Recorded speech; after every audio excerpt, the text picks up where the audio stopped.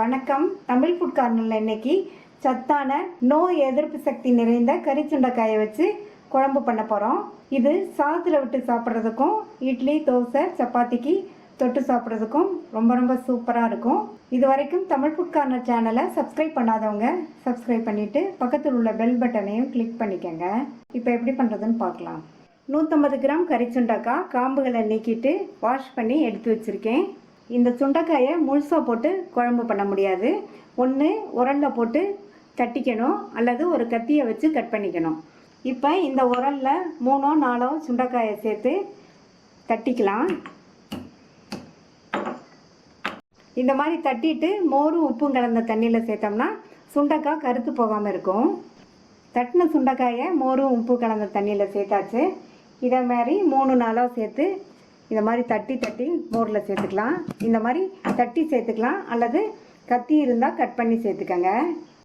எல்லா சுண்டைக்காயையும் தட்டி மோரில் சேர்த்தாச்சு. இப்போ குழம்பு பண்ண ஸ்டார்ட் பண்ணிடலாம். ஸ்டவ்வில் ஒரு மண் கடாய் போட்டிருக்கேன். இந்த கடாயில் தான் நம்ம இன்றைக்கி குழம்பு பண்ண போகிறோம். இதில் 1.5 டேபிள் ஸ்பூன் நல்லெண்ணெய் சேர்த்தோம்னா நல்லாயிருக்கும் இந்த குழம்பு டேஸ்ட்டாக. எண்ணெய் சூடாயிடுச்சு. அதில் 1/2 டீஸ்பூன் கடுகு பொரிஞ்சதும் இதில் 1/4 டீஸ்பூனில் பாதி வெந்தயம் சேர்த்துக்கங்க. இந்த வெந்தயமுமே நல்லா பொரிஞ்சு வரணும். வெந்தயம் வந்து கருகிடக்கூடாது.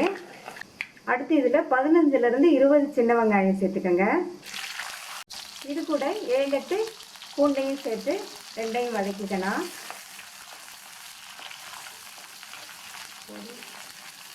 வெங்காயம் பூண்டு வதக்கிட்டு இருக்கும்போது இது கூட கருவேப்பிலை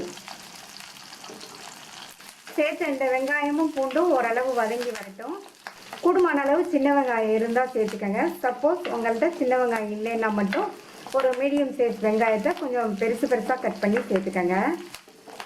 வெங்காயமும் பூண்டும் ஓரளவு வதங்கிடுச்சு. மோரில் போட்ட சுண்டைக்காயை மோரில் இருந்து எடுத்து நல்லா வடிச்சிட்டு இதில் சேர்த்துக்கலாம். இப்போ இந்த சுண்டைக்காயை நல்லா எண்ணெயிலேயே வதக்கி விட்டுக்கணும். இப்போ நல்லா க்ரீன் கலராக இருக்குது. வதங்கினா அதனுடைய கலர் வந்து நல்லா மாறி வந்துடும். அது வரைக்குமே நல்லா வதக்கிக்கலாம். இந்த கறி சுண்டைக்காயில் நிறைய சத்துக்கள் இருக்குது.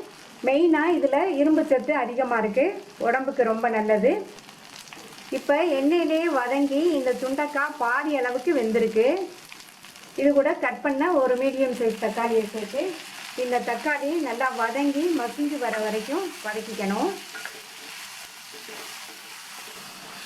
சேர்த்த தக்காளியும் நல்லா இந்த மாதிரி மசிஞ்சு வந்ததுக்கப்புறமா இதில் 1/4 டீஸ்பூன் மஞ்சள் தூள், 3/4 டேபிள் ஸ்பூன் தனி மிளகாத்தூள், 2 டேபிள் ஸ்பூன் கொத்தமல்லி தூள்.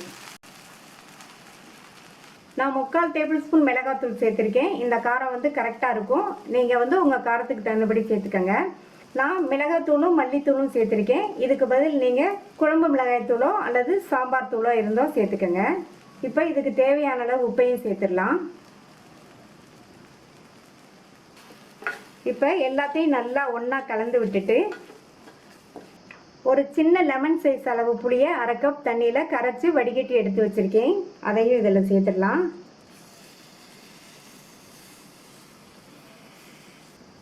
சேர்த்துட்டு நல்லா கலந்து விட்டுட்டு இதில் 1/2 கப் தண்ணி சேர்க்குறேன். தண்ணி சேர்த்து நல்லா மறுபடியும் மிக்ஸ் பண்ணி விட்டாச்சு. இது நல்லா கொதிச்சு வரட்டும். இப்போ குழம்பு நல்லா கொதிக்குது. மூடி போட்டு ஸ்டவ்வை லோ மீடியம் ஃப்ளேமில் வச்சுருங்க. குழம்பு நல்லா வற்றி கரெக்டான கன்சிஸ்டன்சிக்கு வந்துருச்சு. இது மாதிரி இருந்தால் கரெக்டாக இருக்கும்.